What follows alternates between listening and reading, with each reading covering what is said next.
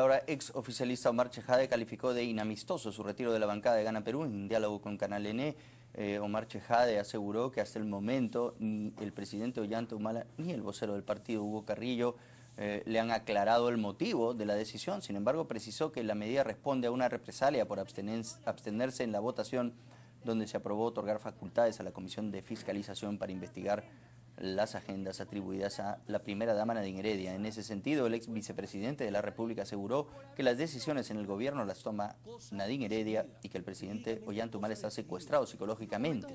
Por otro lado, el vocero Hugo Carrillo confirmó también la salida de Zenaida Uribe. ¿Y usted qué opina sobre la salida de Omar Chejade y Zenaida Uribe de la bancada de Gana Perú? Mándenos sus respuestas a nuestra dirección en Twitter, a @canaln_ para tener todas sus impresiones. Sean respetuosos para poder reproducir sus comentarios al final del programa. Y aquí tenemos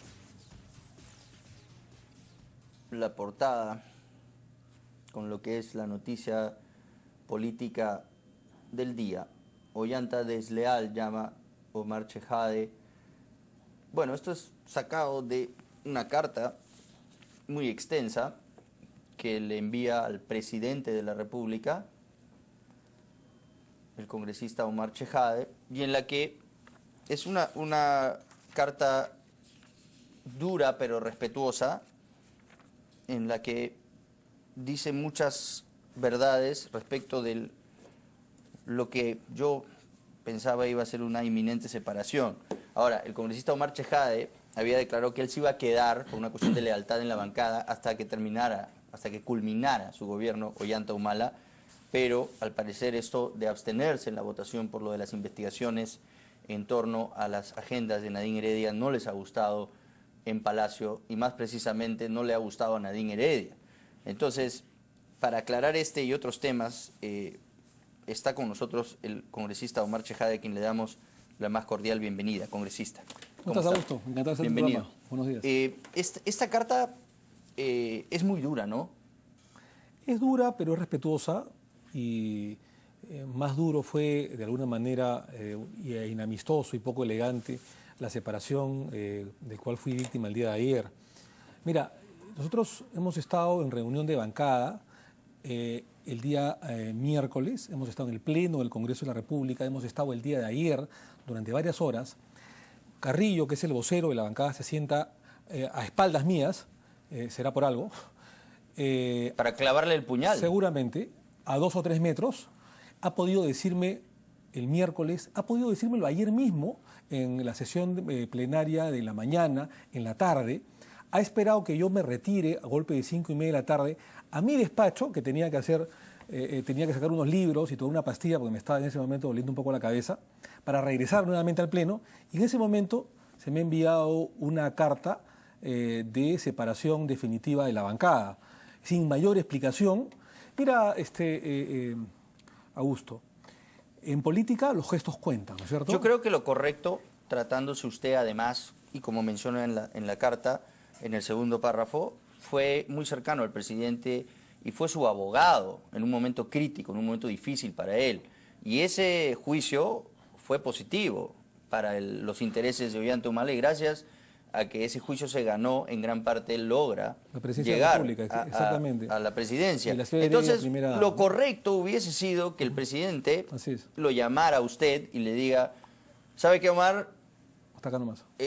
Creo que hemos tomado caminos separados, es evidente que tenemos que tomar rumbos distintos. Agradezco que quiera usted quedarse hasta el 2016, pero lo mejor para nosotros y para nuestra bancada es que tomemos rumbos separados. Mañana vamos a anunciar su separación. Completamente de acuerdo contigo. Eso hubiese sido lo correcto. Eso hubiera sido lo correcto, lo decente, lo ético, lo elegante y lo amistoso.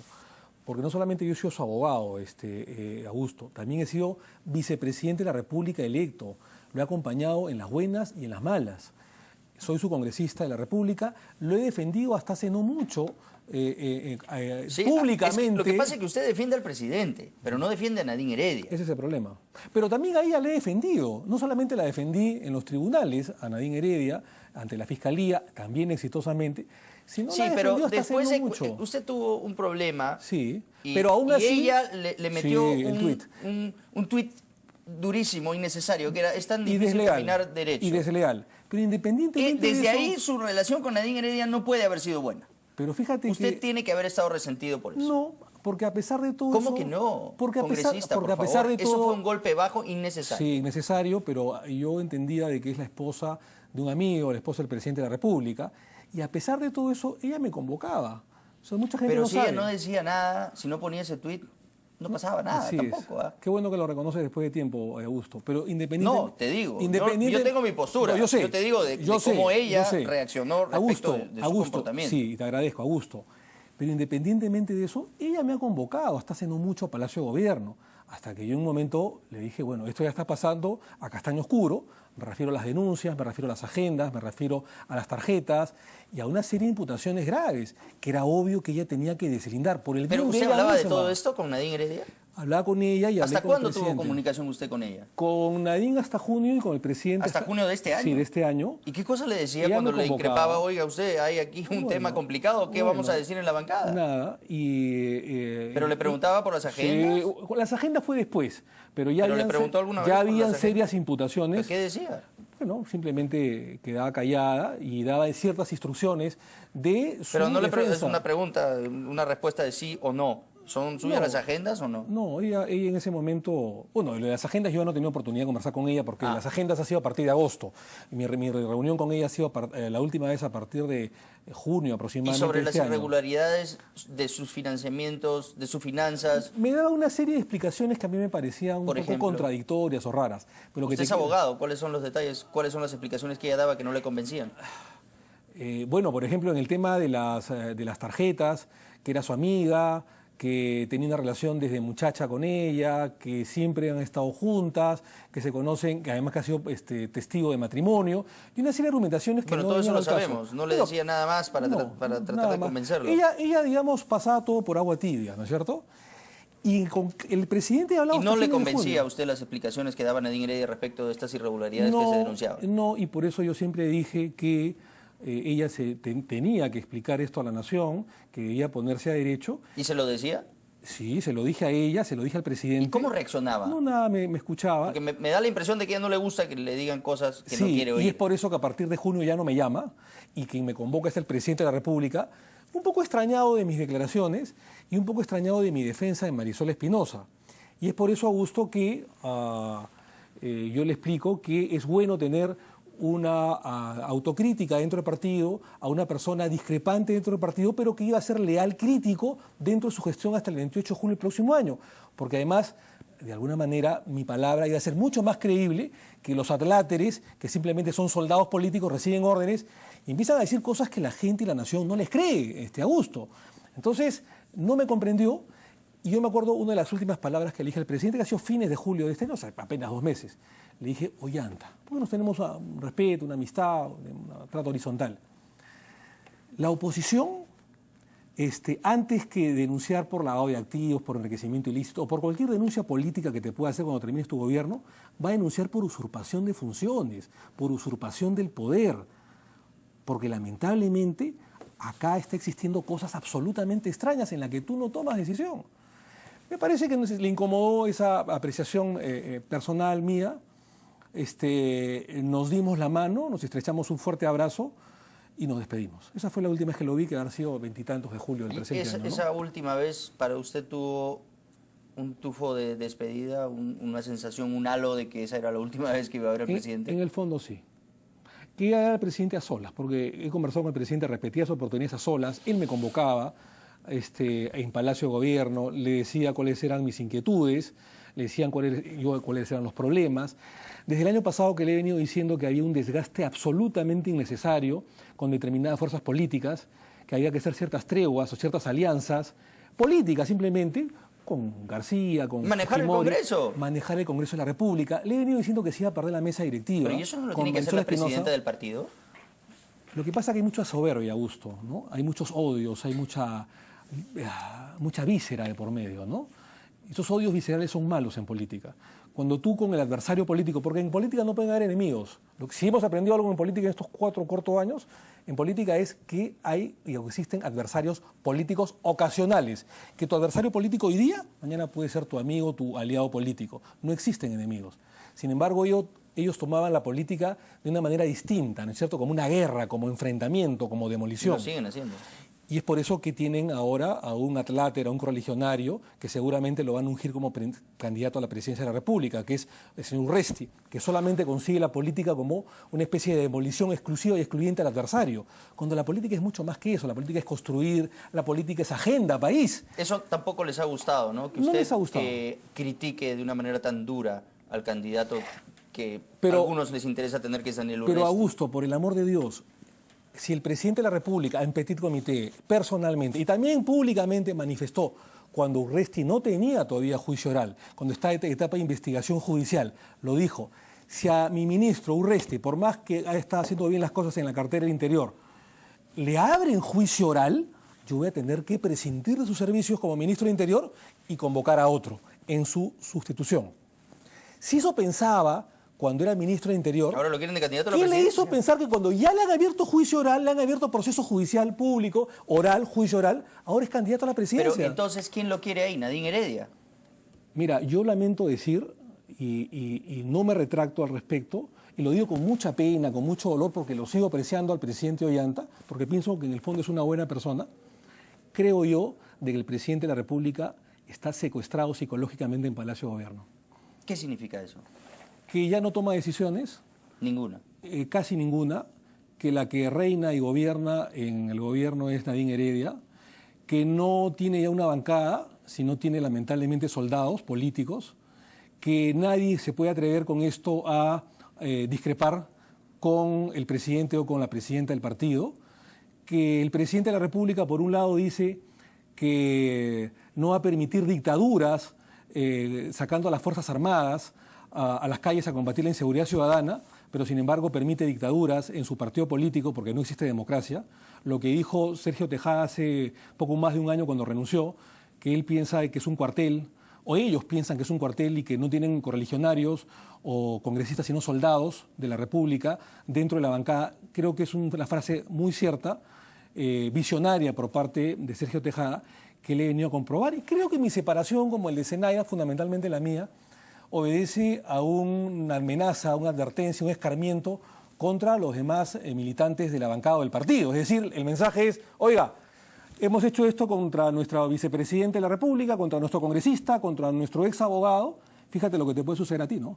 Si te sales del libreto. Si te sales del libreto, si no tienes, digamos, si no eres un libre pensador, como ella siempre ha dicho, porque nunca ha permitido los libres pensadores dentro de la bancada, y si te atreves simplemente a opinar con matices distintos a lo que opinamos nosotros, mira lo que te puede pasar.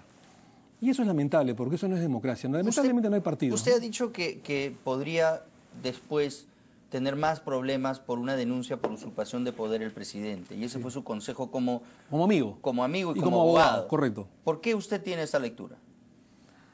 Porque la señora Heredia no ha sido elegida por la nación. ¿Pero ejerce un poder verdadero, según su parecer?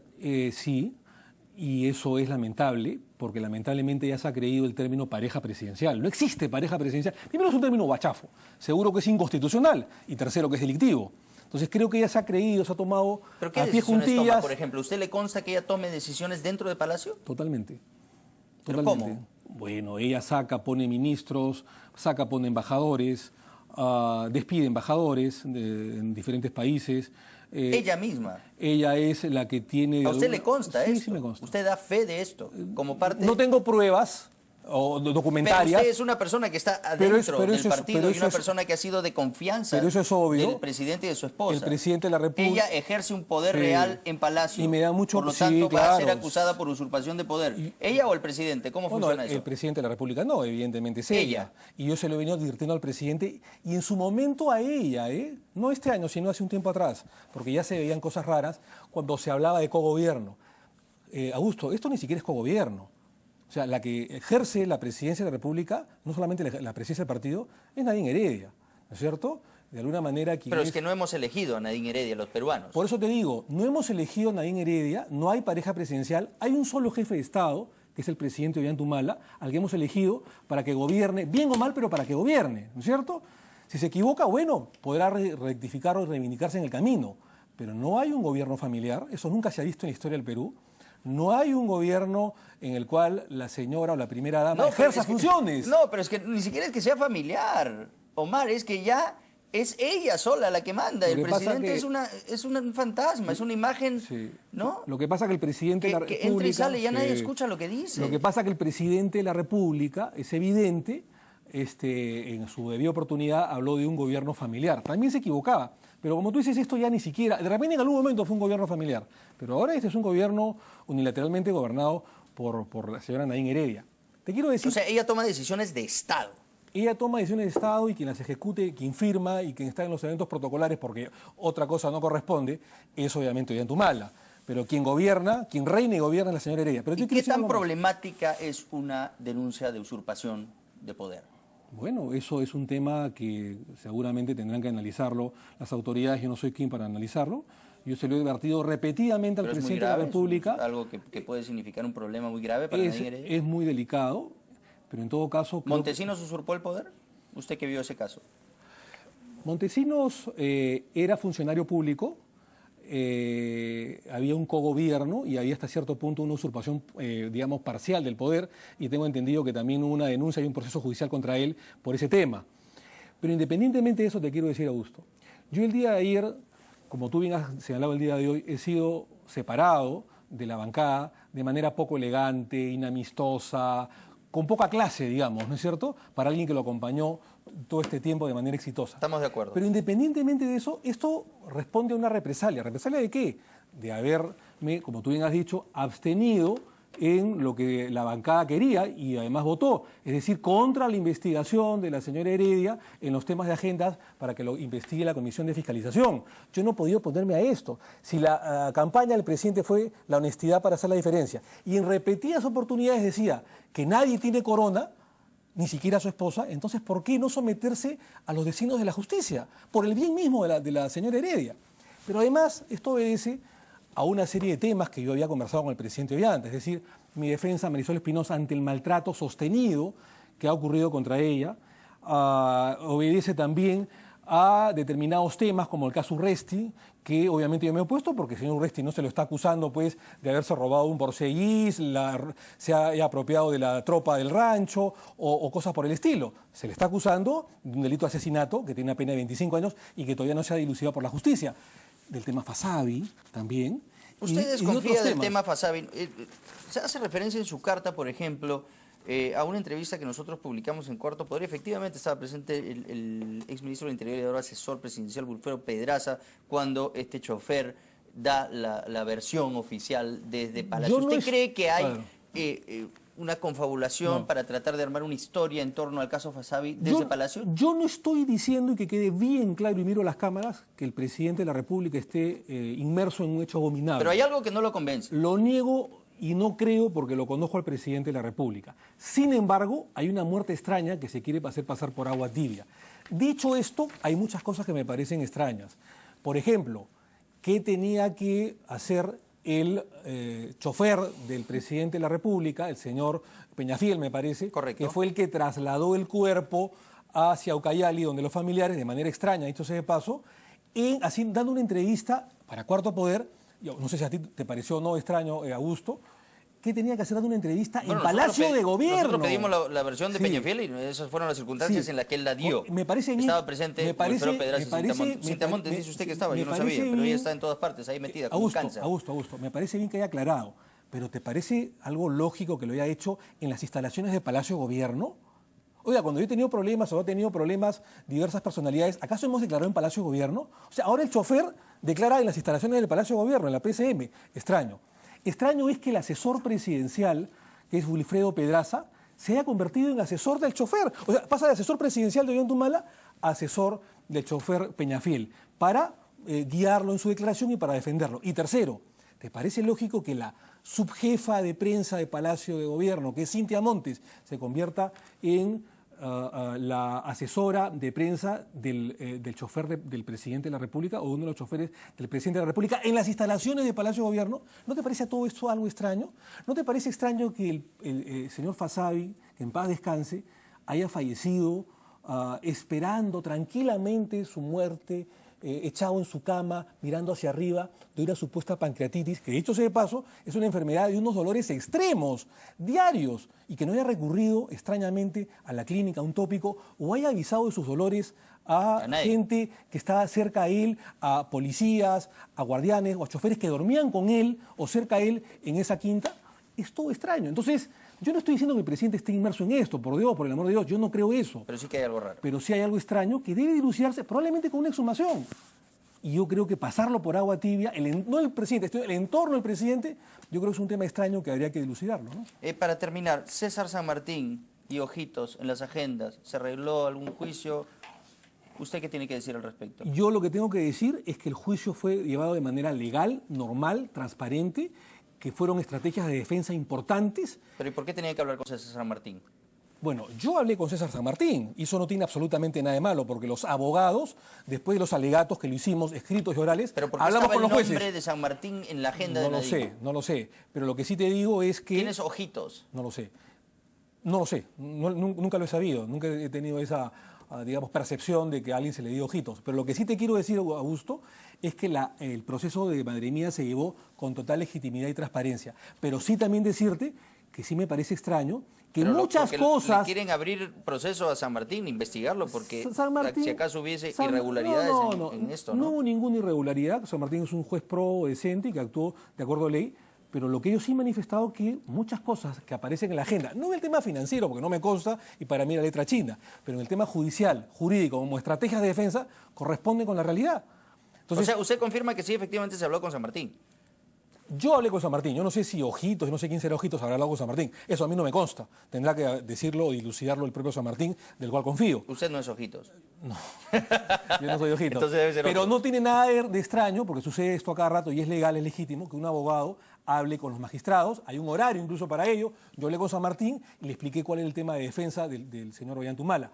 Pero en todo caso, yo creo que lo ideal, y también creo que causó escozor en Palacio de Gobierno, fue cuando dije que por la salud pública del país y por también la salud pública del Partido Nacionalista y del propio interés de la propia señora Nadine Heredia, debía las agendas someterse a una pericia grafotécnica, ¿no es cierto? Porque si ella dice que no son sus letras, que no es su agenda, lo que va a corroborar o desmentir ello es evidentemente una pericia grafotécnica judicial, fiscal, que finalmente dilucide la verdad de los hechos. Finalmente, Augusto, aprovechando tus cámaras, 30 segundos para decirte. Correcto. No soy enemigo del presidente Ollanta, me da mucha pena lo que ha pasado, lo sigo apreciando a pesar de todo, creo que tiene que haber una cruzada para poder liberar al presidente de la República, porque creo que está secuestrado psicológicamente en Palacio de Gobierno, y además creo de que nosotros, una vez habiendo sido liberados también de la bancada y sintiendo alivio por todo esto, vamos a apoyar los temas de Estado y la agenda país que sea conveniente y los buenos actos del presidente de la República, porque sí han habido cosas importantes que el presidente ha hecho, como el tema del crecimiento económico, como el tema de la inclusión social, como el tema de las obras sociales, la infraestructura en el país, entre otras cosas. Pero cuando haya que criticar de manera objetiva, sin ningún tipo de venganza o vendetta política, lo vamos a hacer, porque creo que los parlamentarios somos hombres de Estado, que debemos pensar en la agenda país y en la estabilidad política del país. Congresista, muchas gracias y Gracias, Augusto. bueno, yo creo que va a estar aliviado con la salida del Partido Nacionalista. Gracias, Augusto. Gracias por haber estado aquí esta mañana. Ha sido Omar Chejade contándonos qué pasó ante su intempestiva salida de la bancada nacionalista, algo que yo la verdad lo veía venir. Vamos a una pausa y volvemos con más. Esto es En Directo.